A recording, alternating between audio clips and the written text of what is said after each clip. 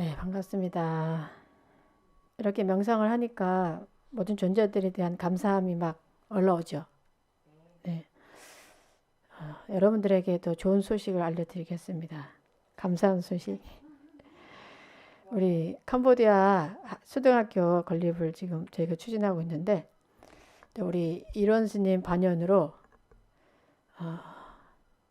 어떤 분이 또 1,000만을 보시했습니다. 박수! 와, 참 신기한 일이죠.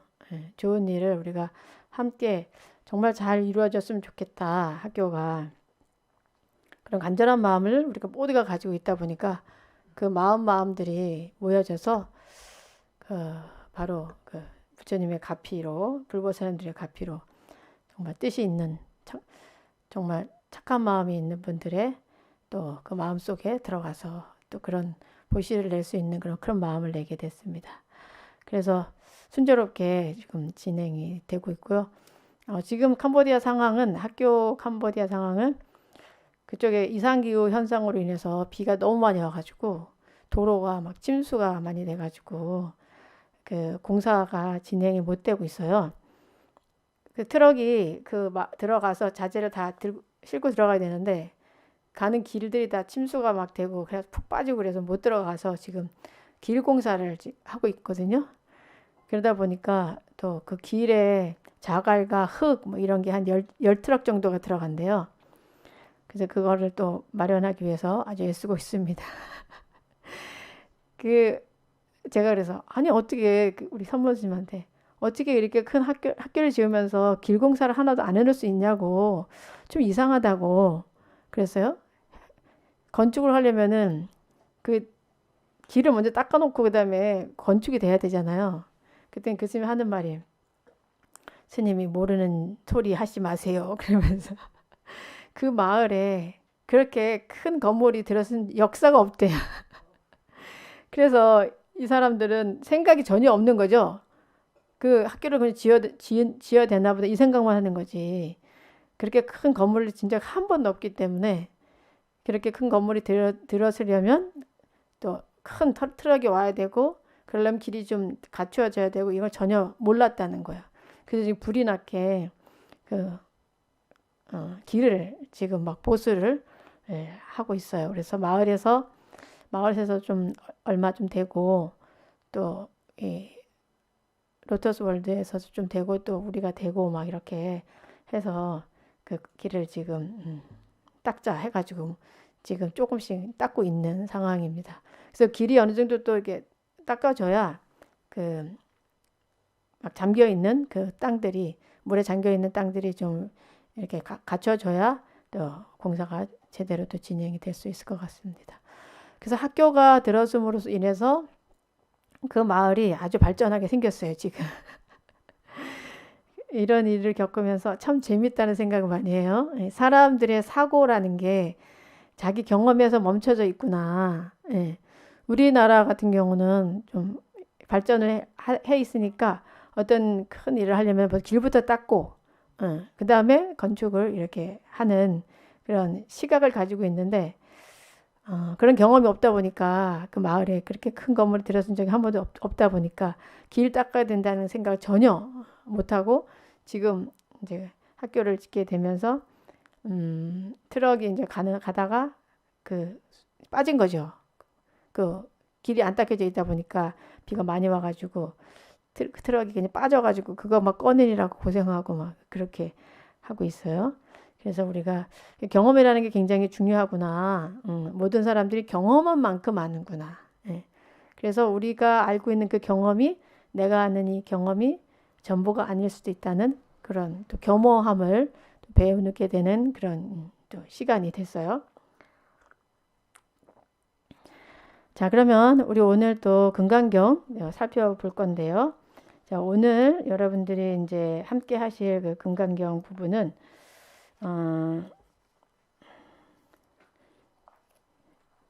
제 26분이에요. 522쪽. 아주 유명한 개송이 나오는 부분입니다. 자, 522쪽 함께 먼저 읽겠습니다. 수보리여, 그대 생각은 어떠한가? 32가지 신체적 특징으로 열애라고 볼 수 있는가? 수보리가 대답하였습니다. 그렇습니다. 그렇습니다. 32가지 신체적 특징으로도 열애라고 볼 수 있습니다. 부처님께서 말씀하셨습니다. 수보리여, 32가지 신체적 특징으로도 열애라고 볼 수 있다면 전륜성황도 열애겠구나. 수보리가 부처님께 말씀드렸습니다. 세존이시여, 제가 부처님께서 말씀하신 뜻을 이해하기로는 32가지 신체적 특징을 가지고는 열애를 볼 수 없습니다. 그때 세존께서 개송으로 말씀하셨습니다. 형색으로 나를 보거나 음성으로 나를 찾으면 삿된 길 걸을 뿐 열애 볼 수 없으리. 네, 이 마지막 개송이 아주 유명한 개송이죠. 야기 색견화 이음성구와 시인행사도 불능견열애, 이렇게 함으로는 그렇게 되죠. 자, 그러면 여기서 이제 우리가 전체적으로 볼 때 여기서 이제 신체적 특징을 떠난 열애라고 이렇게 해석을 해놨지만 이 한문으로는 어떻게 됐냐면 법신 비상분이에요. 법신 비상분. 그래서 법신은 형상이 아니다. 네, 법신.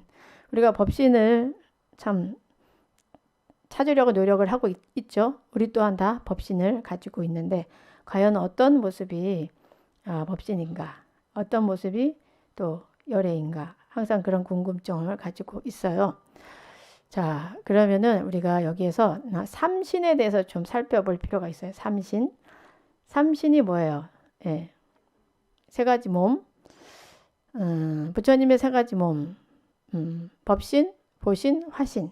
네, 세 가지로 이제 보게 되는데, 자, 그럼 법신은 뭐냐면, 법신은 진리의 몸이에요. 진리의 몸.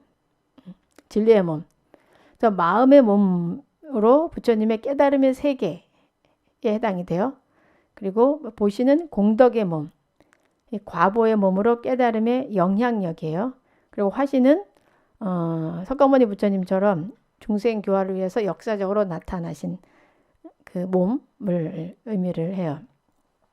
그래서 우리의 마음자리가 법신이라면은, 네, 우리 마음자리가 법신이라면은 또 마음을 어떻게 쓰느냐에 따라서 세상에 끼치는 영향력이 다르죠. 그래서 이 마음을, 이 법신의 마음을 가지고 마음을 좀 작게 쓰면은 뭐 영향력이 나한테 정도밖에 안 되겠지만 나의 영향력이 우리 쓰는 바에 따라서 가족에게 미치기도 하고 또 이 사회에 미치기도 하고 국가적으로도 미치기도 하고 또 전 세계적으로도 미칠 수가 있는 거죠. 그래서 이 영향력에 해당되는 것이 이 보신이라고 할 수가 있어요. 자, 그럼 달의 비유를 해볼게요. 달. 달은 원래 어떤 모습이에요? 달은 둥글죠. 네. 실제 달의 실체는 어때요? 둥근 원형이죠. 그런데 우리가 보는 달은 다르죠. 보름달일 때는 크게 둥글게 나타나지만 초승달일 때는 또 작게, 또 금음 때는 굉장히 어둡게 거의 있는 듯 없는 듯한 그런 모습으로 나타난다는 거죠. 하지만 이 달의 원래 실체는 둥근고 환한 이 모습이라는 거예요. 그래서 실제의 달이 법신이라면은 이 보신의 형태는 어떻게 쓰느냐에 따라서 나타나는 거죠. 그래서 어떨 때는 초승달로 보이고 어떨 때는 보름달로 보이고 또 어떨 때는 금음달로 이렇게 보이는데 그 보이는 바도 또 이 호수에 이렇게 비칠 때 그만큼이 비치는 거죠. 예. 보이는 우리가 보는 것 실제로 보는 그 모습들은 하지만 이 달이 우리 호수에 비쳤다 아니면 나의 찻잔에 달이 떴다 했을 때 이 실지의 보름달과 그러니까 실지의 달과 이 찻잔에 비친 달, 호수에 비친 달이 같아요, 달라요? 같은 거 같은데 다르죠. 달을 건져봤어요? 호수에서 달을 한번 건져봤어요? 찻잔에 탁 해가지고 한 잔 탁 달을 마셔. 너무 멋지죠. 예. 그래서 실제를 우리가 안다는 것이 이 형상으로 아는 것은 실제가 아니라는 거죠. 음. 우리가 볼 수 있는 그런 호수에 비친 그 달을 꺼내서 실체를 보려고 해도 그냥 그림자일 뿐이지 실제가 아니라는 거예요. 예. 근데 부처님이 삼신으로 나투어 계시는데 법신인 달처럼 원래는 법신인 달처럼 환한 모습인데 예, 어떤 우리의 그 영향력에 의해서 우리의 마음씀에 따라서 부처님의 우리에게 보이는 느껴지는 모습이 어떤 사람한테는 보름달로 어떤 사람에게는 초승달로 또 어떤 사람에게는 금음달로 아주 보이지가 않는 이런 형태로 또 나타날 수가 있는 거죠. 자, 그래서 이 그 호수에 비친 달은 화신에 해당되는 거죠. 예. 그리고 이것을 또 우리가 그 전구에다가 비유를 해본다면 한 30촉 정도 된다 그러면은 그 영향력이 어때요? 방 하나 정도밖에 안 되죠. 30촉이면 내 방 하나를 비추는데 이게 한 200촉이나 300촉 되면은 온 마당을 비출 수가 있어요. 근데 만약에 뭐 이 세상을 비춘다 하면은 그만큼 또 큰 그 전기가 필요하겠죠. 그래서 여기서 이제 그 전기에 비추는 성질은 법신이 되는 거고, 그 다음에 전력의 그 양에 따라서 밝기가 달라지잖아요. 그거는 보신에 해당되는 거고, 또 각양각색의 모습의 그 전구가 모양이 다르잖아요. 예. 그것은 또 화신에 해당되는 겁니다. 그래서 결국은 우리가 느끼는 이 법신 또한 자기의 마음의 크기에 따라서 그것이 얼만큼 보이느냐, 화연되느냐가 달려 있는 거죠. 이제 화엄경에서 늘 말씀하지만 한 번만을 설하셨다 이렇게 말씀하세요. 요즘 우리가 그 공부하고 있는 보살 문명품에 보면은 부처님께서는 이 세상에 한 번만을 설했다. 한 법이 뭐예요? 일불승. 모든 존재들이 다 부처다. 모든 존재들이 이렇게 보름달처럼 원래 환한 그런 성품 자리를 가지고 있다. 하지만 그것이 중생의 그 업에 따라서 비춰지는 모습은 다 다르게 나타나고 있다는 거죠. 그래서 우리가 마음자리를 참 잘 써야 되겠죠. 네. 정말 환한 그 보름달 때는 어때요? 길을 가는 사람에게 항상 환한 길을 비춰주죠. 하지만 금음일 때는 어때요? 사람들이 깜깜해서 어디가 어딘지 몰라서 헤매고 길을 잃을 수가 있죠. 그와 같이 우리가 우리의 그 부처의 자리에 마음을 얼마나 크게 비추느냐에 따라서 우리는 이 세상에 큰 안내자가 될 수도 있고 아니면 안내자가 못 될 수도 있다는 거죠. 하지만 씀씀이가 다를 뿐이지 원래 우리는 그 법신 자리에서 환한 보름달과 같은 그런 능력을 가지고 있는 거예요. 예. 근데 여기서 이제 말씀하고 있는 것은 이런 참답고 여여한 진리의 본체, 우리의 법신 자리는 되게 형상이 아니라는 거죠. 형상이 아니고 또 생멸하는 것도 아니라는 거예요. 예. 그래서 이 내용에 대해서 이제 그 수보리 존자와의 그 질문을 통해서 이제 말씀을 하고 계시잖아요. 근데 수보리 첫 번째 보면 수보리여 그대 생각은 어떠한가? 32가지 신체적 특징으로 열애라고 볼 수 있는가? 라고 이제 물었어요. 처음에 형상으로 볼 수 있는가? 그랬더니 여기서 열애가 뭐라 그래요? 수보리가 뭐라 해요?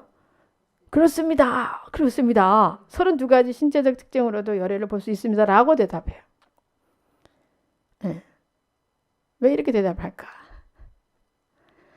왜 이렇게 대답을 하냐면은 여기서 이제 여기는 한문으로 제가 안 하고 지금 여러분들 이해를 쉽게 하기 위해서 한글로 지금 우리가 하고 있는데 앞에서 보면은 제 13분에서 이런 내용이 있었어요. 13분이 그 여법 수지분에 이런 내용이 있어요. 그 수보리에게 이제 부처님께서 물어보는데 30 이상으로 열애를 볼 수 있느냐라고 물었을 때 수보리가 30 이상은 그 상이 아니고 그 이름이 30 이상이기 때문에 볼 수 없습니다라고 분명히 대답을 했는데 여기서 지금 볼 수 있다고 대답을 하고 있어요. 여기서는 그 한문의 다른 의미, 그러니까 그 13분에서 말할 때 볼 수 있느냐는 볼견자에서 볼견자. 볼견자 눈으로 직접 보는 거를 말하는 거죠. 근데 여기서는 볼관자예요. 볼관자. 볼관자는 미루어서 그러니까 그냥 눈으로 보는 게 아니라 이렇게 미루어서 전체적으로 이렇게 관했을 때 그렇게 볼 수가 있을 것 같다라고 이렇게 좀 대답한 부분이에요. 그래서 한문으로 정확히 이제 봐야 더 그 뜻을 우리가 좀 명확하게 알 수가 있는데 그렇습니다. 라고선 이렇게 대답을 한 부분은 볼 관자를 썼기 때문에 그러니까 눈으로가 아니라 관해서 이것과 저것을 다 관했을 때 그렇게 볼 수도 있습니다. 라고 이렇게 대답을 한 거예요. 그때 이제 부처님께서 말씀을 하실 때 수보리여 32가지 신체적 특징으로도 열애라고 볼 수 있다면 전륜성황도 열애겠구나 라고 이렇게 또 질문을 하셨어요. 그러니까 수보리가 어떻게 또 대답을 해요? 이거 틀렸구나 이거.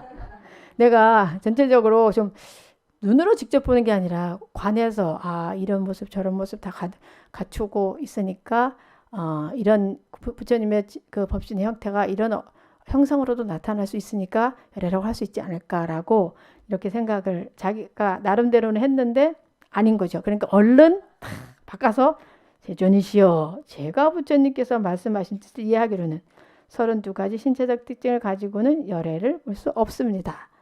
라고 이렇게 대답을 하죠. 근데 사실 이 상황은 이 해공제일 수보리 존재하기 때문에 이거에 대한 것들을 다 알고 있었지만 우리 중생들이 이런 마음을 가지고 있을 거기 때문에 이렇게 그 서로 좀 중생을 교화하기 위해서 일부러 이렇게 대답을 했다고 봅니다. 네. 해공제일 공해도를 완전히 깨우치시기 때문에 분명히 없다고 분명히 알고 계시겠지만 그래도 어떤 중생들 중에는 이렇게 생각하는 사람이 있지 않을까 하는 마음에서 이렇게 대답을 했을 것이다 라고 많은 스님들께서 보고 있어요. 자, 그래서 그러면 전륜성황도 열애겠구나 라고 하신 거죠. 전륜성황. 전륜성황에 대해서 여러분들 들어보셨죠? 안 들어보셨어요? 전륜성황은 이제 이 사천하를 다스리는 분이에요. 사천하. 근데 그 인도에서 특히 이 복과 덕으로 나라를 다스리는 지혜로 다스리는 그런 왕을 전륜성황이라고 이상적인 군주를 전륜성황이라고 그렇게 해요. 사천하를 다스린다라고 이렇게 알려져 이제 있는데 이 전륜성황은 워낙 그 전생의 복을 많이 짓고 덕을 쌓아서 이 모습이 형상이 이 부처님처럼 30 이상을 갖추고 있어요. 예. 그래서 여러분들이 복을 많이 지으면은 덕을 많이 지으면 상호가 아주 이렇게 부처님 닮아가는 상호가 되는 거예요. 인정합니까? 우리 이런 스님 얼마나 상호가 좋습니까? 그 일단 상호가 이렇게 좋아야 사람들이 저 사람은 그 전생에 복을 좀 많이 지었나 이런 생각을 우리가 할 수 있잖아요. 음성도 마찬가지고. 그래서 이제 알려지기는 전생에 찬탄을 많이 하고 사람들 칭찬을 많이 하고 찬탄을 많이 하고 부처님 전에 꽃을 이렇게 올리고 그러면 얼굴이 아주 아름답게 태어난다고 그래요. 그리고 음성이 아름다운 사람은 그 전생에 찬탄을 또 많이 하고 부처님을 많이 염하고 부처님을 많이 부르고 그러면 음성이 아주 아름답게 태어난다고 그래요. 근데 그것도 꼭 맞는 건 아닌 것 같아요. 제가 봤을 때는. 왜냐하면 그 보이스피싱 하는 사람들 있잖아요. 목소리가 얼마나 좋은지 몰라요. 저도 한번 전화를 받은 적이 있는데 목소리가 완전히 무슨 성우 목소리 같아. 성우 목소리처럼 뭐 누구십니까? 막 굉장히 겸손하고 막 진짜 막 은행 직원처럼 뭐 이렇게 그렇게 전화를 하잖아요. 그럼 우리가 혹하잖아요. 그죠? 혹해서 맞는 것 같이 생각을 하는데 참 그래서 제가 아마 이 사람 전생에 복을 많이 지어서 음성이 좋게 태어났는데 이 생에 좀 지혜가 없어서 이렇지 않은가 뭐 이런 생각도 하면서도 우리가 무조건 이 형상으로 믿으면 안 되겠구나. 네? 여기서처럼 모습이 잘났다고 해서 그냥 무조건 믿고 목소리가 아주 좋다고 해서 무조건 믿고 그러면 안 되겠구나 라는 생각을 저는 종종 하게 되더라고요. 뭐 그러나 저러나 일단은 그래도 이 생에 얼굴이 아름답고 또 목소리가 좋은 사람들은 그만큼 그 전생에 복을 많이 짓고 덕을 쌓기 때문에 이제 그렇다고 이제 보죠. 그래서 이 전륜성왕도 그렇게 했기 때문에 30 이상을 다 갖추고 있대요. 근데 전륜성왕이 부처님은 아니잖아. 뭐가 차이가 나죠? 전륜성왕과 부처님은? 그렇죠. 네. 깨달음을 얻었느냐, 얻지 않았느냐, 반야의 죄를 증득했느냐, 하지 않았느냐가 굉장히 다르다는 거죠. 관건이라는 거죠. 그래서 이렇게 만약에 30 이상의 이런 신체적 특징을 가지고 있다면은 그럼 전륜성왕도 열애겠네. 그러면 아니라는 거예요.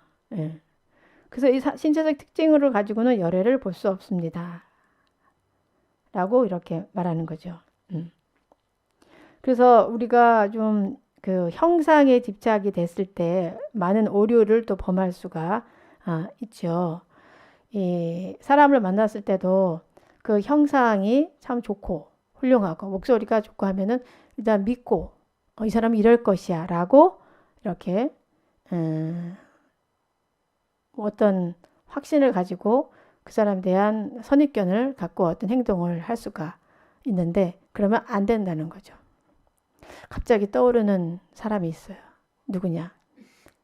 제가 우리 무학제에 있을 때 어떤 사람이 저를 찾아왔는데 장애인이었어요. 다리를 이렇게 저는 분이었는데 오셔서 하시는 말이 너무 그 불자다운 행동을 했었어요. 너무 불자다운 행동. 오셔서 절에 법당에 와서 절을 열심히 하시고 또 오셔가지고 저한테 스님 제가 그 스님에 대해서 많이 들었습니다. 스님이 아주 훌륭하다는 이야기를 들어서 제가 이렇게 찾아오게 됐습니다. 그러면서 우리 친구가 여기 소개해줬다고 그러면서 49제를 아버님이 돌아가셨는데 49제를 모시려고 하는데 여기 모셔야 될 것 같다. 네, 자기가 장애인이다 보니까 아버지가 아주 부자였는데 자기가 장애된 것에 대해서 안타까우셔서 자기한테 2천만 원을 이렇게 주셨대요. 그래서 자기는 그걸로 해양을 하고 싶다. 그러면서 이제 찾아왔다고 이렇게 말했어요. 그런데 난 철떡까지 그걸 믿었죠. 응. 그 저한테 2천만 원 주시겠다는 거예요. 49제비로 2천만 원 주시겠다는 거예요. 그래서 그렇구나. 그래서 난 속으로 야 2천만 원 받으면 내가 LMB 싱어즈한테 보시를 해야지 뭐 이렇게 우리 49제비하고 우리 LMB 싱어즈가 했으니까 그런 마음을 가지고 있었어. 그래서 아무튼 그런데 이제 그 사람이 정말 사실일까 아닐까 궁금한 부분이었지만 너무 지극하게 합장을 잘하고 절 일을 다 알아. 뭐 어느 절 갔더니 어떻고 어느 절 갔더니 요즘 뭐 종단에서 어떤 일이 일어나고 어떤 스님이 어떻게 하고 너무 잘하는 거예요. 그래서 이 사람이 불자가 맞겠구나 이렇게 생각을 했어요. 근데 그 사람이 이제 그래서 그 다음날 위패를 모시고 오기로 하고 그리고 자기 부인하고 딸이랑 같이 오겠다 하고 이제 가려고 하면서 하는 말이 본인이 오늘 무슨 장애인 행사가 있는데 거기에 그 보시를 좀 해야 된대요. 마지막으로 무슨 그 장애인들을 위한 무슨 모임에서 그 모아가지고 뭐 어떤 일을 해야 되는데 스님이 좀 후원 좀 해주래 저더러. 그래서 이거 좀 이상하다 하면서 그래서 제가 그 마음이 좀 장애인이다 보니까 마음이 쓰이잖아요. 쓰이고 또 이 사람이 자기가 유명한 사람이래요. 뭐 장애인 대표래. 그래서 청와대에 이렇게 항상 뭐 초청돼서 가고 그런데 본 적이 없으니까 그런가 보다. 근데 너무 말을 너무 잘하시고 너무 신뢰가 가는 거예요. 그래서 그럼 그 장애인들을 위하니까 내가 한 얼마를 보셔야 할까? 그래서 제가 그러면 제가 한 20만 원 보셔야 할까요? 그랬더니 그건 좀 부족할 것 같다고. 30만 원을 좀 하면 좋겠대. 그래서 그 마음에 그래 이 사람 2천만 원을 보셔야 한다는데 30만 원 보셔야 할 수 있지. 그리고 좋은 데 쓰는데 하는 마음에 제가 30만 원을 보시를 했어요. 없는 돈에 그때 월세 살면서. 그리고 막 장애인이고 막 안타깝고 너무 지극한 불자고 막 그래서 내가 그 사람 이제 3층에서 내려가지고 맞아 배웅까지 이렇게 잘 해드리고 그래서 몇 시쯤 오겠다고 그랬어요 그분이.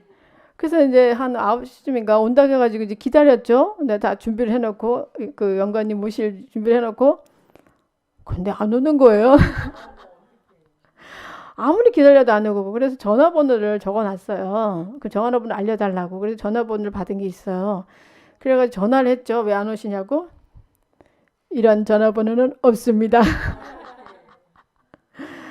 그랬는데 제가 그때 속았구나. 그걸 알게 됐어요. 속았구나. 그런데 그 사람이 얼마나 말을 잘했는지 속은 게 속상하지 않을 정도였어요. 속은 게 전혀 이거는 그 사람이 찬탄의 박수를 할 정도로 어쩌면 그렇게 잘 속일 수 있을까. 완벽하게 날 속인 거죠. 갑자기 그 얘기가 떠오릅니다. 그래서 이 형상이라는 게 우리가 뭐 좋은 모습 이런 거에만 이렇게 매일 수도 있지만 그 사람은 다리가 불구였어요. 불구면서 아주 그냥 스님한테 합장도 열심히 잘하고 우리 스님들이 합장하고 절하는 거 보면은 좀 견적이 나오잖아요. 한마디로 저 사람은 어느 정도 기도하고 불자 생활을 했구나라는 것을 우리 가지고 있는데 법당에서 절도 시급하게 하고 합장도 아주 너무 잘하고 그래서 이 사람은 확실히 불자다. 그 불자니까 또 장애인이니까 내가 돕는 게 당연하지 하는 마음에 진짜 없는 돈에 그때 우리 월세 100만 원 내고 살 때인데 얼마나 어렵습니까? 월세 100만 원 내는 거 쉽지가 않아요. 네, 매달. 근데 그 돈을 박박 긁어가지고 내가 30만 원을 줬는데 이거 사기를 당한 거였어요. 그래서 제가 그때 이제 또 큰 깨달음을 얻게 됐죠. 근데 그냥 웃음이 나오더라고요. 야, 나도 이렇게 사기를 당하는구나. 그러면서 이렇게 어려운 사람들이 또 그렇게 또 해서 사기를 치는 경우도 있구나라는 것도 알게 되면서 그 형상에 내가 매여 있구나. 그 목소리도 아주 좋았어요. 그분이. 네. 그렇죠. 그런 것 같아요. 그러니까 네, 그 저를 많이 파악한 것 같아요.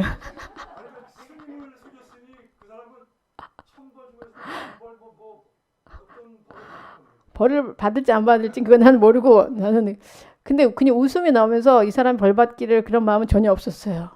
아유, 이 사람이 좀 대단하구나. 뭐 이런 생각밖에 없었어요. 그 당시 때는. 하지만 거기에 속아 넘어간 내 자신이 안 넘어갈 수가 없겠구나라는 또 생각도 하면서 그랬는데 근데 이 형상으로 우리가 모든 것을 판단할 수가 없다는 거예요. 제가 형상으로 봤을 때 그죠? 너무 불자의 모습, 합장 열심히 하고 절도 막 지극하게 하고 막 스님에 대한 예경도 막 오자마자 막 이렇게 막 하고 막 스토리가 막 그러니까 그걸로 내가 판단하고 불자라고 생각했지만 실제로는 불자가 아니었던 거죠. 그 겉모습만 불자였던 거지. 예. 이 전륜성왕이 부처님의 모습을 그대로 갖추었지만 내면은 아직 깨달음을 얻지 않았기 때문에 열애라고 볼 수가 없는 것과 똑같은 거죠. 그래서 우리가 형상으로 모든 것을 판단을 하는 것은 굉장히 이제 어리석은 일이라고 볼 수가 있는 거죠. 아까 말씀드린 대로 달이 호수에 비쳤을 때 이 형상으로 봤을 때는 달이지만 실제 달은 아니라는 거죠. 실제 달은 하늘에 떠 있는 달이 진짜 달이지. 이 형상으로 비친 이 달은 호수에 바람이 불면 일렁이면 어때요? 이 형상도 일렁이죠. 실제 형상은 일렁이지 않는 모습이지만 이 환경이 어떻게 되느냐에 따라서 그 비춘 형상이 일렁일렁 할 수도 있고 실제 달은 정말 밝고 환한 그런 모습이지만 둥글고 하지만 실제로 달에 우리가 보는 그 호수에 비치는 달은 초승달일 수도 있고 반달일 수도 있고 그거는 그냥 비추는 모습일 뿐이지 실제 그 자체는 아니라는 거예요. 그래서 이제 이렇게 말씀하시잖아요. 형상으로 나를 보거나 음성으로 나를 찾으면 삿된 길을 걸을 뿐 열에 볼 수 없으리라. 굉장히 이제 유명한 개송이에요. 네. 근데 부처님을 우리가 형상으로 보려고 하지 말고 또 음성으로도 드리려고 하면 안 돼요. 어떤 사람은 막 부처님 제가 이렇게 기도하는데 부처님 좀 저에게 나타주세요 형상으로 아니면 저에게 소리가 들리게 해주세요 라고 이렇게 기도하는 사람들도 종종 있어요. 그거는 이제 맞지가 않는 거죠. 근데 사실은 우리가 부처님을 그리워하면서 이렇게 부처님 전에 와서 절을 하잖아요. 그죠? 부처님 형상에 절을 하고 기도를 하는 건데 이게 어떻습니까? 나쁩니까? 잘못하고 있는 걸까요? 그럼 우리가? 형상으로 나를 보려고 하지 마라. 근데 사람들이 딱 여기 왔을 때 법당 와서 부처님 계시네요.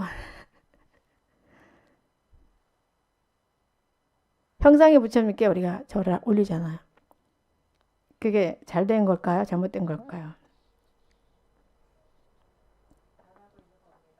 잘하고 있는 걸까요?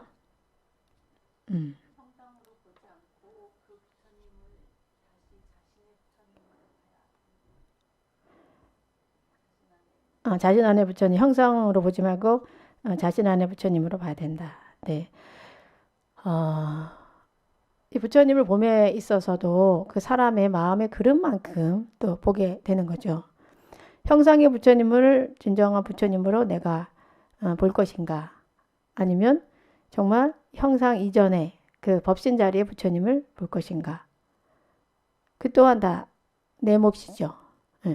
하지만 우리는 아직 중생이다 보니까 내 자신의 나의 부처님을 만나기 위해서는 이런 형상의 부처님을 봐야 안입이 설신으로서 이게 좀 봐야 그 부분을 찾게 되는 이런 또 길이 열린다는 거예요. 만약에 이 개송을 듣고 어떤 사람이 이해를 했을 때 그럼 형상으로 보지 말았겠으니까 나는 절에 가서 뭐 법당에 서 절할 필요도 없네? 이렇게 생각할 수도 있어요. 잘못 생각하면은.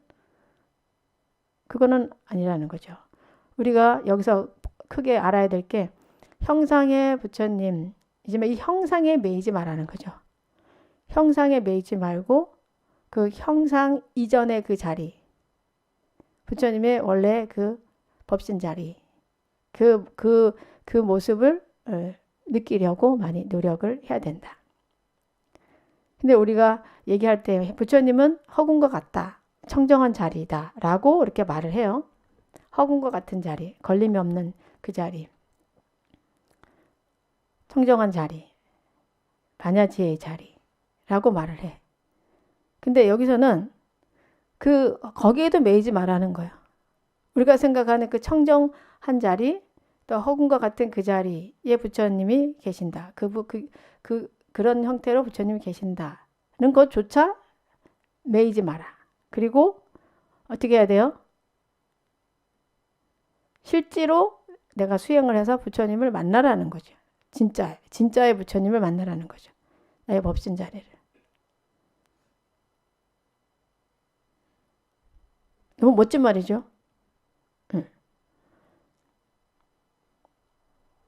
이거는 부처님만이 할 수 있는 거예요. 어느 종교가 이렇게 말을 해요. 그 어느 종교가. 예수님이 나타나셔서 예수님 내가 길이다. 그래서 나타나면 나를 공경하라. 이렇게 하겠지. 하지만 부처님이 만약 나타나도 그거는 그냥 환영일 뿐이다. 모습에 집착되지 마라. 핵심으로 들어가라. 라는 거죠. 호수의 달이 비치지만 그 달에 매이지 마라. 정말 하늘에 떠있는 그 달 그 자체를 만나려고 해라. 그 무엇에도 매이지 마라. 그 무엇에도 걸리지 마라. 라는 그 말씀을 계속 하고 계신데 결국은 그 걸림 없는 그런 마음자리. 부처님을 보되 부처님이 형상에 매이는 게 아니라 형상에 집착되는 게 아니라 그 이전에 우리 법신 자리에서 나와 같은 부처님과 나와 같은 그 자리를 너가 만나라 라고 하는 게 이제 핵심이 되는 거죠. 그래서 뭐 어떤 사람이 꿈에 부처님이 나타나서 이렇게 하셨다 그러면 거기에 대해서 매여 있는 경우가 있어요. 아, 부처님이 꿈에 나타나서 이렇게 하락했는데 저 그렇게 해야 됩니까? 이렇게 전화로 꿈에 대해서 또 궁금해서 전화 온 분들이 종종 있으세요. 아침에 스님 저 이런 꿈 꿨는데요. 이게 이렇게 되는데 부처님이 나타나서 이렇게 하셨는데 저 어떻게 돼요? 막 어떤 경우 불안한 경우도 있고. 근데 그 또한 매이면 안 되는 거죠. 뭐 꿈분석으로 봤을 때는 그 부처님이 나타나셨을 때 그게 실제 부처님이라기보다는 부처님만큼의 그런 그 위엄을 가지고 있는 어떤 존재, 내 주변의 그 존재를 상징하는 거다라고 봐요. 꿈 분석해서 봤을 때는. 그래서 만약에 부처님이 야단을 쳤다 그러면 스님 부처님이 꿈속에 나타났어요. 야단 쳤어요. 저 어떡해요? 막 불안해. 이렇게 하는 경우가 있거든요. 부처님이 저를 왜 야단 치시죠? 막 전화 와요. 막 불안해서.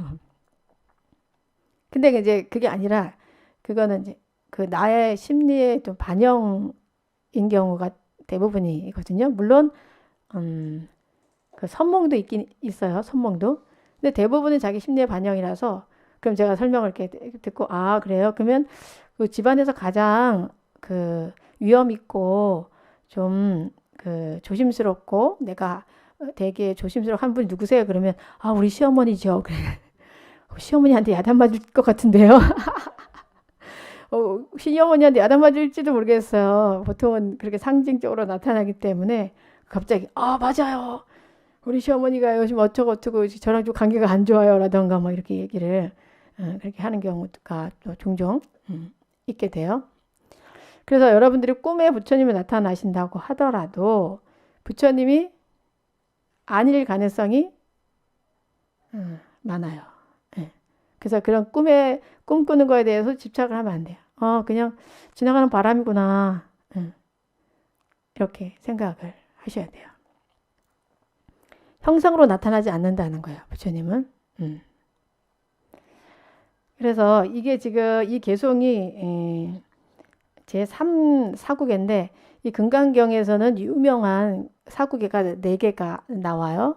예, 여러분들이 꼭 외워서 늘 수지 독송하고 있어야 되는 건데 이 제3 사국에 해당되는 게 이 야기색견화 임성구화 시인행사도 불능견열애. 예. 형상으로 또 음성으로 나를 찾으려고 하면은 이 사람은 삿된 길을 가는 사람이다. 열애를 볼 수 없다. 여러분들이 부처님을 형상으로 보려고 꿈속에서 부처님 좀 나타나 주세요 그런다거나 귀로 부처님 저에게 이 소리를 들려주세요 한다거나 그렇게 하면은 열애를 만날 수 있을까요? 없을까요? 없어요. 너무 멋지죠. 근데 타종교에서는 그렇지 않아요. 하나님께서 뭐 이렇게 말씀해 저에게 보여주세요. 그럼 거기에 매여서 이렇게 하고 또 그러다 보니까 이렇게 상 없는 자리가 아닌 상 있는 자리를 추구하다 보니까 착각이 되는 경우가 많죠. 종교인으로서 기도를 이렇게 보여주세요 하는데 뭔가를 보여줬을 때 내가 대단한 뭐가 된 것처럼 착각을 해서 사람들을 이용하고 또 사람들을 나쁜 길로 안내하는 경우가 그래서 이제 생기는 거죠. 자기가 어떤 집착에 의해서 그 어떤 신에 대한 강렬한 집착이 있으면 이것이 내 내면이 작동을 해서 그런 형태 그 신의 모습으로 나타나서 어떤 계시를 한다거나 어떤 소리를 한다거나 해서 그 길을 이렇게 안내를 했는데 이것이 잘못된 경우가 종종 있다는 거죠. 물론 또 이거 100%라고는 할 수는 없어요. 이게 다 아니라고는 할 수는 없지만 또 실제로 또 그런 모습으로 나타올 수도 있어요. 하지만 거기에 매이면 안 되는 거죠. 그럼 완전히 잘못되는 거죠. 그래서 굉장히 경계해야 될 게 수행하는 사람들이 불교 수행도 마찬가지지만 자기가 기도를 하고 수행하다 보면 어떤 경계가 나타날 때가 있어요. 부처님이 나타나신다거나 어떤 소리가 들린다거나 그냥 뭐가 이렇게 보인다거나 그럴 수 있는데 그럼 그게 대단한 걸 생각을 해요. 많은 사람들이. 거기에 집착이 돼. 그리고 거기에 빠져버려. 굉장히 위험한 거예요. 그래서 늘 스승을 모시고 공부를 하라고 하는 거죠. 먼저 믿는 스승이 있으면 스님 제가 여차여차한 게 이렇게 부처님 꿈에 나타나셨어요. 부처님이 이렇게 이런 소리를 하셨어요. 어떻게 해야 되죠? 이게 맞는 건가요? 그러면 대부분 스님들이 다 이게 허상이야 허상. 다 자기 마음속에 나와서 하지 마. 정신 차려. 정신 차려 그래도. 자기 수행에 올라가고 싶은 욕망이 있잖아. 그 욕망에 의해서 이게 대단한 어떤 수행 경지라고 인정받고 싶은 거야. 인정받고 싶으니까 아니에요 스님 이거 부처님 맞아요. 그 스님이 아니에요 정신 차려. 아무리 캐도 자기 욕심에 의해서 우리 스님 뭘 몰라. 내가 우리 스님보다 더 도가 높아. 이러면서 나는 이 절에 안 다녀. 그러면서 가는 경우도 있어요. 우리 절은 없었지만 그런 사람은 대책이 없어요. 약이 없어요. 큰일 나요. 그 누구의 말도 안 믿잖아요. 그게 그 또한 자기 수행에 대한 욕심 때문에 그런 거예요. 욕심. 내 욕심. 욕심이 이렇게 부처의 모습으로 나타난 것 뿐이에요. 그렇게 나타나지 않아요. 이 열애는. 그런 경우가 종종 있어요. 그래서 굉장히 안타까운 부분이거든요. 그래서 부처님 가르침을 믿고 또 실천하려고 노력을 하는데 이 수행에 대해서 지나치게 욕심이 많다 보니까 거기에 매여서 그런 어떤 작용들을 스스로가 만드는 거죠. 그리고 거기에 빠져가지고 거기서 벗어나지 못하는 경우 굉장히 위험한 경우예요. 그래서 여러분들이 수행을 하고 특히 집중 수행을 한다거나 공부를 좀 많이 할 때는 꼭 이렇게 스승을 모시고 해야 돼요. 스님 제가 여차여찬 상황이 나타나는데 이거 어떻게 해야 될까요? 이게 맞나요? 라고 꼭 물어봐야지 내가 대단한 사람이 된 것처럼 이렇게 해가지고선 안 믿고 하면은 아주 위험한 상태에 빠질 수도 건져낼 수 없는 상태가 되기 때문에 아주 조심을 해야 되는 부분이에요. 사실 이런 부분이 불교에서는 그래도 많이 나타나지 않지만 타 종교에서 많이 나타나고 있어요. 타 종교에서. 그러니까 서로가 조심을 해야 되는 거예요. 나의 욕심을 타고 그런 형상들이 나타날 수도 있다는 거죠. 자, 그러면 우리가 이 금강경의 사국에 전체적으로 좀 살펴볼 필요가 있죠. 네 가지의 네 종류의 사국에 아주 유명합니다. 자, 첫 번째 사국에는 뭘까요? 우리가 앞에서 살펴봤는데 제1사국에는 제5 열의실견분에서 나온 거예요. 뭐냐? 범소유상 계시허명 약견재상비상 직견열애. 자, 무릇 형상이 있는 것은 모두 다 허망하나니 만약 모든 형상이 아닌 것으로 보면 곧 열애를 보느니라. 이것이 첫 번째 사국이에요. 금강경에서. 자, 두 번째 사국에는 뭘까? 두 번째 사국에 이거는 제10 장엄 정토분에서 나오는 건데 우리 육조 해능 스님이 이 개송을 듣고 깨우치셨죠? 뭐죠? 박수. 응무소주 이생기심이죠. 네. 그래서 불응주색생심, 불응주성향 미촉법생심, 응무소주 이생기심 해서 반드시 사물에 머물지 말고 마음을 낼 것이며 반드시 소리와 냄새와 맛과 감촉과 그 외에 어떤 것에도 머물지 말고 마음을 낼지니라. 응당 머무른 바 없이 그 마음을 낼지니라. 네. 우리가 들리는 소리, 보이는 색깔, 보이는 형상, 감촉하는 거 이런 거에 마음을 내는 경우가 굉장히 많죠. 아까 말씀드린 것처럼 아름다운 사람이 나타났다. 그러면 그 사람이 형상이 아름다우니까 이 사람은 분명히 아름다운 사람일 거야. 제가 아까 사기를 당한 것처럼 장애인이고 장애인에 대한 마음이 항상 있잖아요. 안타까운 마음. 장애인이고 불자고 막 감동이야. 아니 장애인이 이렇게 우리 불교를 열심히 믿구나. 막 형상에 제가 혹해가지고 그 거짓말에 동의했듯이 그렇게 보이는 우리한테 보이는 거 들리는 거에 주의해서 마음을 내면은 안 된다는 거예요. 네. 네. 그래서 이제 그리고 제3사국에는 오늘 여러분들이 지금 공부한 야기색견화 이음성과 시인행사도 불능견열애.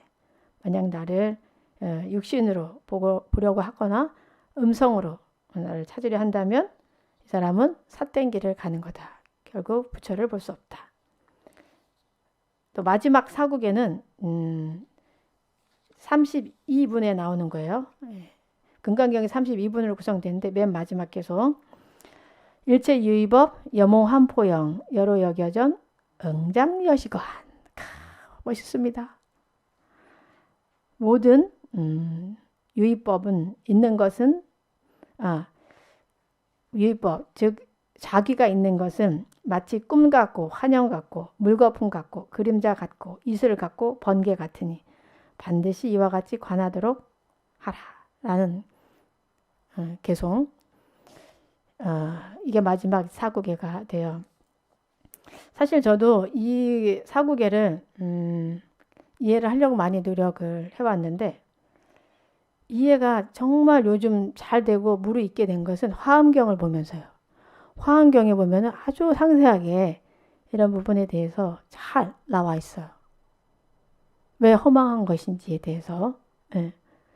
그래서 화엄경과 금강경을 같이 이렇게 공부를 하다 보니까 굉장히 그 이해의 폭이 깊어지고 명확해지는 것을 많이 느낄 수 있는데 여러분들도 화엄경과 같이 이렇게 금강경을 공부한다면 굉장히 성숙되지 않을까 그런 생각을 또 하게 됩니다. 자, 그래서 우리가 이 상에 떨어지지 말아야 되는 거죠. 상에. 좋은 상도 마찬가지지만 나쁜 상도 마찬가지인 거예요. 어떤 사람을 만났는데 그 사람이 아주 사기꾼처럼 생겼다. 그러면 그 마음이 그 형상에 또 매여가지고 속으로 저 사람 사기꾼 같다. 뭐 이렇게. 그렇게 하면서 그 사람에 대한 선입견을 가지고 말과 행동을 또 잘못할 수도 있죠. 저는 어떤 비구 스님을 우연히 만났는데 딱 봤을 때 스님이 저렇게 생겼지? 그런 적이 있었어요. 아이고 좀 맑지가 않은 것 같아 막 이러면서 처음에 그런 마음을 가지고 좀 조심스럽고 막 가까이 하기 싫은 이런 마음이 있었어요. 근데 이제 이야기를 이렇게 하다 보니까 그렇게 마음이 따뜻할 수가 없는 거예요. 그 비구 스님께서 모습은 내가 속으로 아이고 그 산적 같아. 아이 산적 같아. 처음 만났을 때 아이고 내가 가까이 하기에 나랑 좀 코드가 너무 다른 스님이야. 그렇게 했는데 그 스님이 저를 막 반갑게 얘기하면서 막 말씀 막 하셔가지고 그냥 이렇게 듣고 이제 이야기를 이렇게 나눴는데 나중에 보니까 마음이 그렇게 따뜻할 수가 없어요. 그리고 너무 정말 정법대로 너무 잘 사는 분이더라고요. 그때 제가 완전히 깨졌지. 그때 이 형상으로 정말 판단한다는 것은 굉장한 오류를 할 수 있구나. 우리가 바깥으로 보이는 모습으로. 네. 이 마음을 여러분들이 명심 또 명심을 하셔야 돼요. 집안에서도 마찬가지예요. 어떤 사람의 말 한마디, 뭐 남편의 말 한마디, 아이의 말 한마디, 또 남편의 행동 하나, 아이의 행동 하나를 그냥 보고 그걸로 모든 걸 우리가 그냥 판단하잖아요. 뭐 예를 들면 남편이 나에게 내가 뭐 당신은 오늘 뭐 해요? 그러면 그랬는데 따뜻하게 말하지 않고 남편이 뭐 뭘 알려고 해? 그러죠. 뭘 알려고 해? 그렇게 했을 때 기분 되게 나쁘잖아요. 그 말에 굉장히 기분 나쁘잖아 우리가. 그러면 막 속으로 막 부글부글 끓이면서 저 사람이 나를 무시한다라든 뭐 기타 등등의 뭐 스토리를 스스로가 만드는데 그러면 안 된다는 거예요. 형성으로 보이는 것이나 말로 듣는 것이나 실제가 아닐 수 있다는 거죠. 보이는 것은 다 실제가 아닐 수 있어. 그러면 어떻게 될까 여기서 만약 우리 삶 속에서 우리 악영보살님이 그래도 가장 좋은 케이스 같은데 남편한테 당신 오늘 뭐 해요? 그런데요. 뭘 알려고 해? 그랬다. 기분 나쁘잖아요. 어떻게 하겠어요?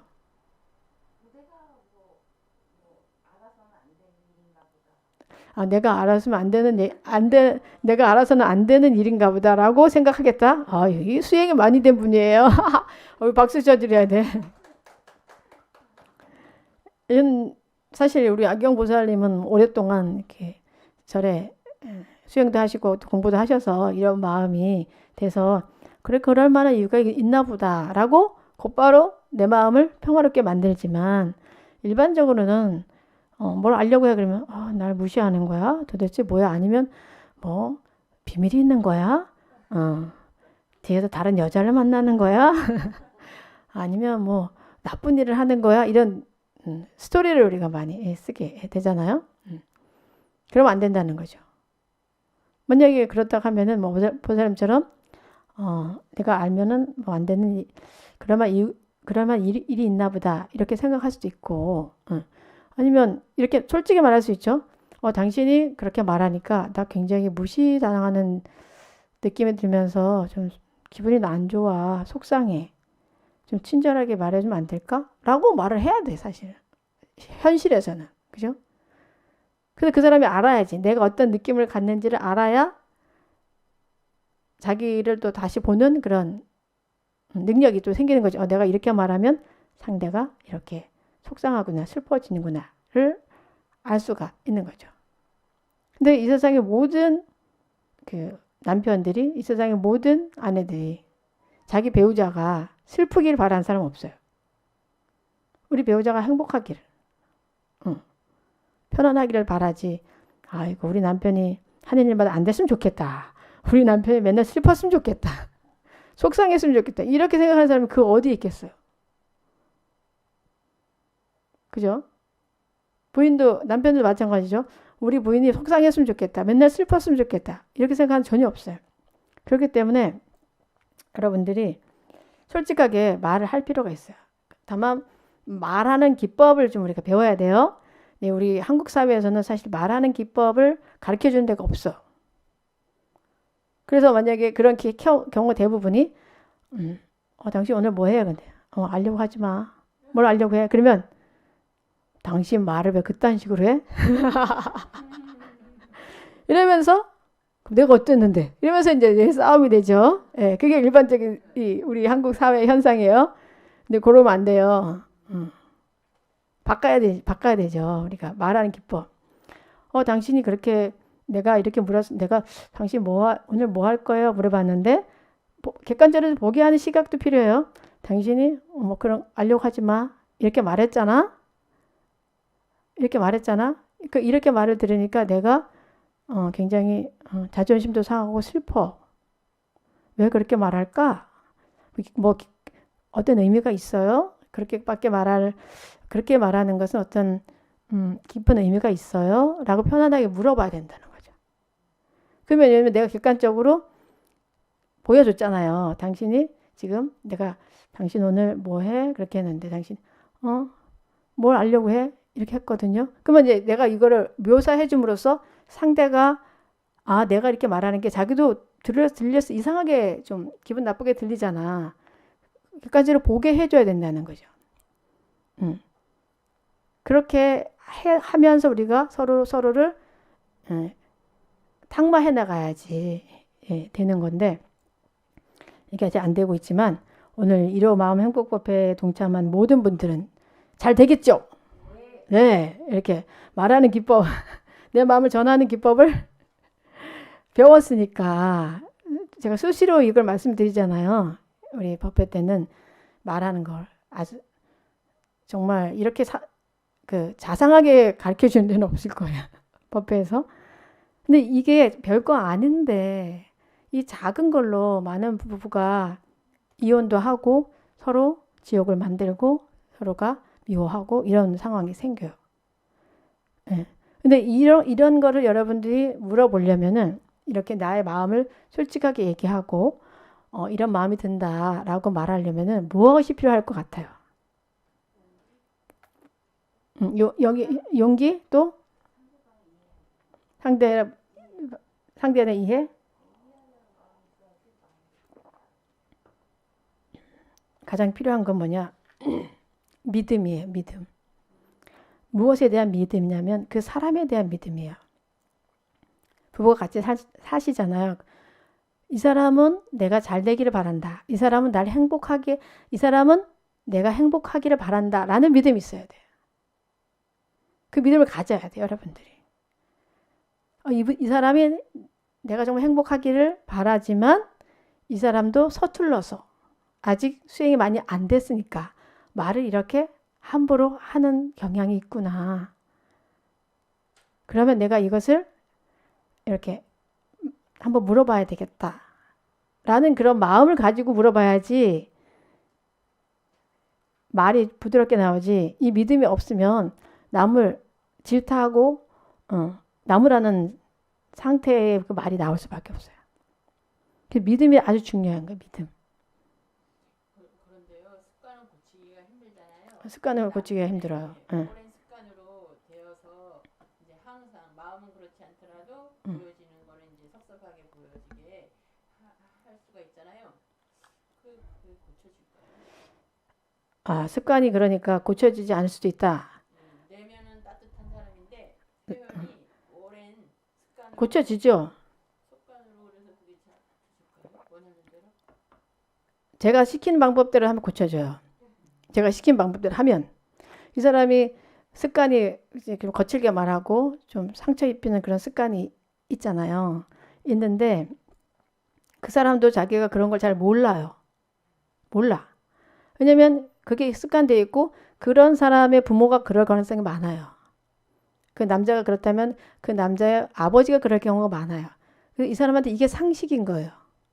이 사람이 세상에 태어나서 배운 건 그게 부인한테는 이렇게 말하는 게 상식인 거예요. 그래서 그게 잘못됐다는 거 모르지.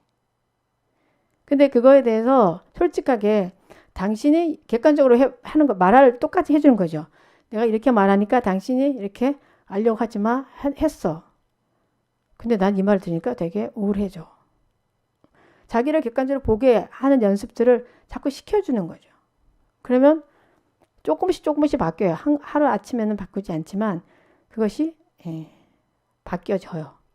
근데 그걸 안 하기 때문에 예. 그러면 이제 그 케이스는 좋은 케이스고요. 또 한 케이스는 일부러 서로 이제 많이 안 맞는 상황이에요. 부부가. 잠깐만 이게 유튜브로 듣는 분들을 위해서 마이크를 돌리겠습니다. 그러니까 부부 사이가 안 좋은 사이 관계일 경우 그런 경우 일부러 그럴 수도 있고 본인의 마음이 그대로 표현돼서 나올 수가 있잖아요. 그런 경우에는 어떻게 대처를 해야 될까요? 일부러 그런 경우고 사실적으로 예, 마음이 그대로 나타난 거예요. 그렇죠. 이제 그런 경우는 현명하게 해야 될까요? 왜냐면 이제 이렇게 쌓인 부부들 있잖아요. 우리 스님이 말한 그 질문은 이런 감정들이 쌓이다 보면은 남편이 정말 부인에 대해서 안 좋은 마음을 가지고 있을 수 있죠. 그냥 무시하는 마음도 가질 수 있고. 그러니까 그렇게 말하게 되는 거죠. 그러면 그걸 어떻게 고칠 수 있냐? 고치는 것보다는 어떻게 불자로서 수행하는 부인으로서 어떻게 그거를 갖다가 대처해야 부인으로서 그걸 어떻게 대처를 해야 될까? 뭐 답은 항상 나와 있죠. 그러면 우리 남편이 그럴 만한 이유가 있나 보다를 먼저 해야 되고, 그리고 우리가 항상 주장하는 거 남함의 탑을 해야 되고, 그런 다음에 그럴 만한 이유를 찾는 거죠. 우리 남편이 왜 나한테 그럴까? 이게 바로 사성제에 의거해서 수행을 하는 거죠. 우리 남편이 저렇게 말할 때는 그 남편 또한 괴롭기 때문에 저런 거란 말이죠. 남편이 괴로우니까 말이 거칠게 나오는 거란 말이에요. 그럼 그 괴로움의 원인인가를 잘 살펴봐야 되는 거죠. 이 방면 저 방면을 잘 살펴보고 또 남편한테 솔직히 또 얘기를 할 필요도 있고, 부처님 법대로 적용을 해서 하면은 잘 되는데 사람들이 어떻게 적용을 해야 되는지도 모르고 어떻게 말해야 되는지도 모르기 때문에 시도를 사실 못하고 있는 거죠. 우리 한태수 고사님은 어떻게 생각돼요? 만약 그렇게 하면 좀 바뀔까요? 생각을 지금 전혀 안 해본 부분이기 때문에요. 스님이 여쭤보시는 거에 대해서 답을 드리기가 좀 그렇습니다. 예를 들면 이거 꼭 부부 관계뿐만 아니라 인간 관계에서 똑같잖아요. 인간 관계에서 우리가 회사에서 이렇게 일을 하는데 상대가 뭐 이거 뭐 어떻게 해야 될까요?라고 뭐 물었는데 상사가 알아서 해. 이렇게 됐다. 알아서 해. 네가 알아서 해. 아니면 야 그딴 것도 못하니? 이렇게 했을 때 자존심 굉장히 상하고 우울하고 속상해지잖아요. 그럼 과연 그걸 어떻게 대처를 해야 될까? 똑같은 부분이죠. 인간관계, 사람과 사람의 소통의 부분에서 똑같죠. 어떻게 그거 대처를 할 것인가. 여기서 가장 중요한 건 내 마음의 평화가 가장 중요하다는 거야. 내 마음의 평화. 일단은 무슨 사정이 있겠지. 그럴 만한 이유가 있겠지라고 먼저 생각을 하면 저 사람이 대부분은 저 사람 나를 무시해서 나를 미워해서 라고 생각을 하지만 그게 아닐 가능성이 많단 말이죠. 그럴 만한 이유가 있을 수 있으니까 그럴 만한 이유가 있겠지 하고 연보를 하는 게 최고의 방법이죠. 1차적인 방법은. 그런 다음에 좀 시간이 되고 여유가 됐을 때 그분한테 솔직히 이제 물어보는 거죠. 뭐 부장님 제가 이렇게 부장님 어떻게 해야 될까 했을 때 부장님이 네 알아서 해 이렇게 하셨잖아요. 그때 제가 마음이 되게 우울해지고 회사를 다녀야 되나 말아야 되나 이런 생각도 났는데 그때 왜 그렇게 하셨어요? 무슨 제가 보는 부장님은 굉장히 생각 깊으시고 훌륭하신 분인데 그렇게 할 만한 이유가 있었을 것 같아요. 라고 하면은 좋은 말 좀 해줘야 되거든요. 막 그런 거 물어볼 때도. 그러면 또 그때 내가 사실 몸이 되게 아팠다. 내가 몸살이 나서 모든 게 짜증나서 그랬는데 내가 그 말은 좀 실수였던 것 같다. 라고 이제 말할 수가 있겠죠. 그러면 그 사람이 나를 미워서 그렇게 한 게 아니라 이 사람의 몸이 상태가 안 좋아서 그렇게 한 거구나. 라고 문제가 해결될 수가 있죠. 근데 많은 경우 그 문제를 해결을 잘 안 해. 저 부장님 원래 저런 사람이야. 뭐 이렇게 하면서. 그래서 마음에 계속 앙금을 이렇게 가지고 있으면서 이 관계가 점점점 안 좋아지는 경우가 많다는 거죠. 지금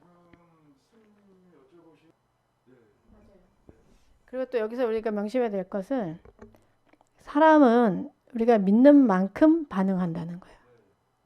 내가 아무리 좋은 상사가 있어도 상사를 믿고 이렇게 이야기를 하고 하면은 좋은 결과가 나오지만 내가 상사를 불신하고 미워하고 하면은 그만큼 나에게 그 사람도 나를 미워하고 믿지 않고 할 수밖에 없다는 거죠.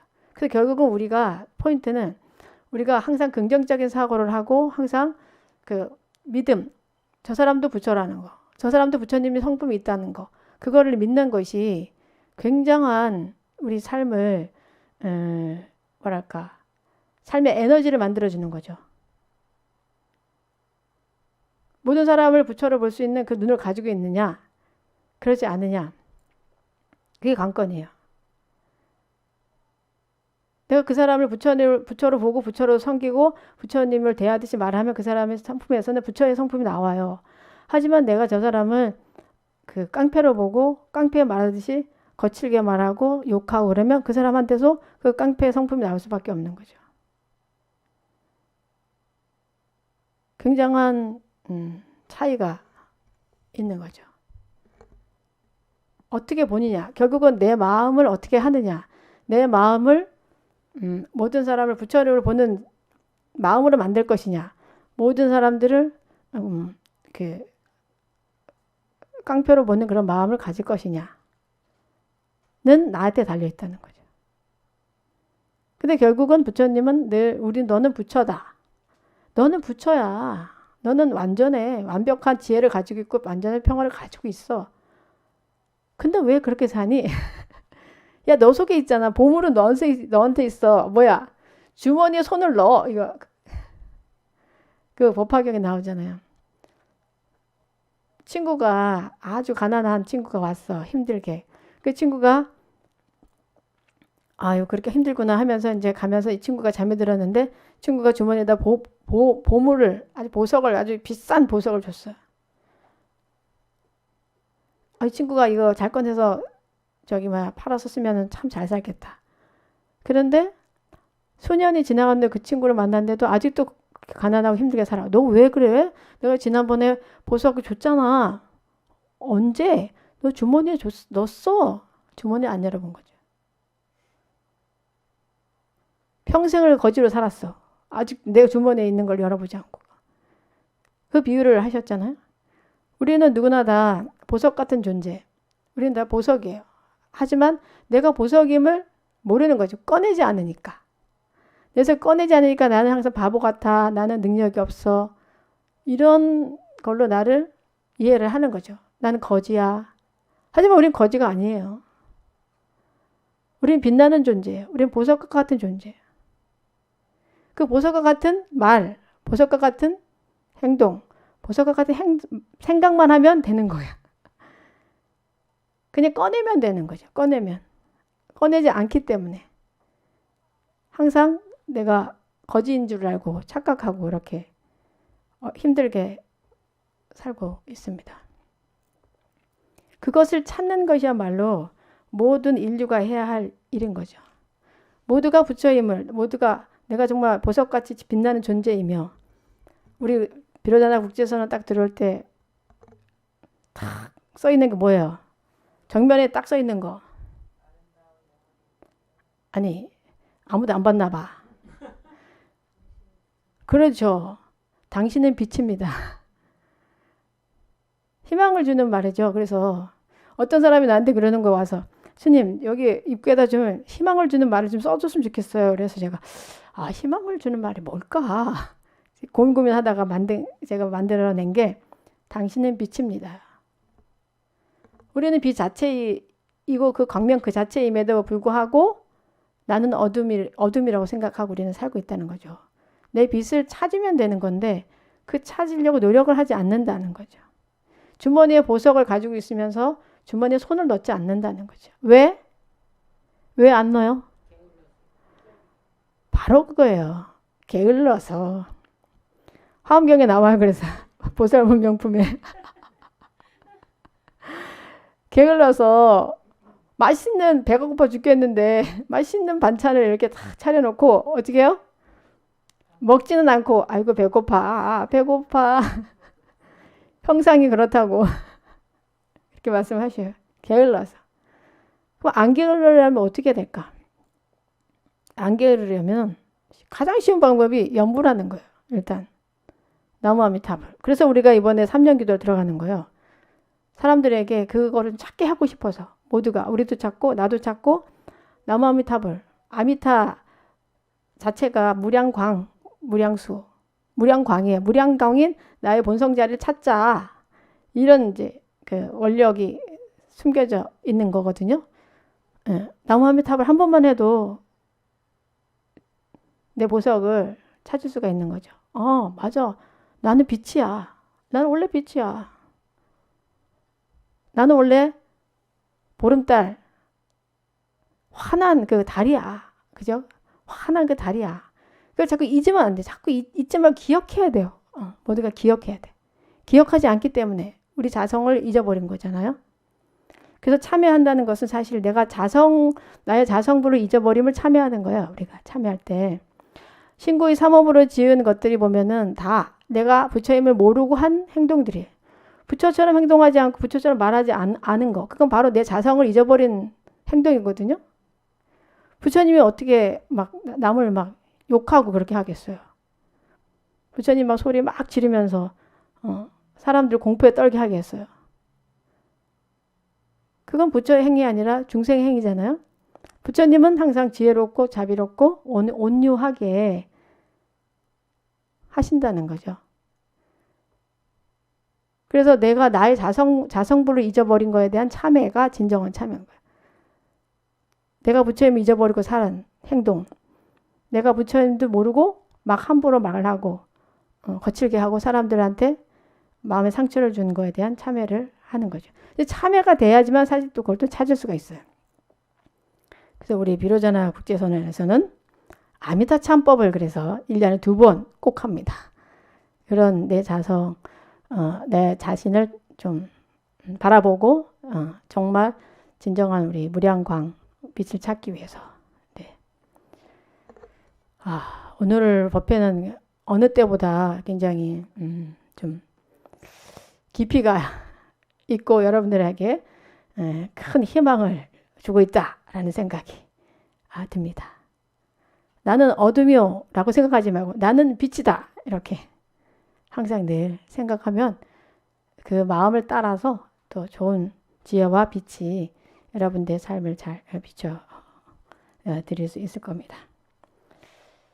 자, 그래서 오늘 법회는 여기서 마치도록 하고요. 네, 모두 건강하시고 더욱더 행복하시기 바랍니다.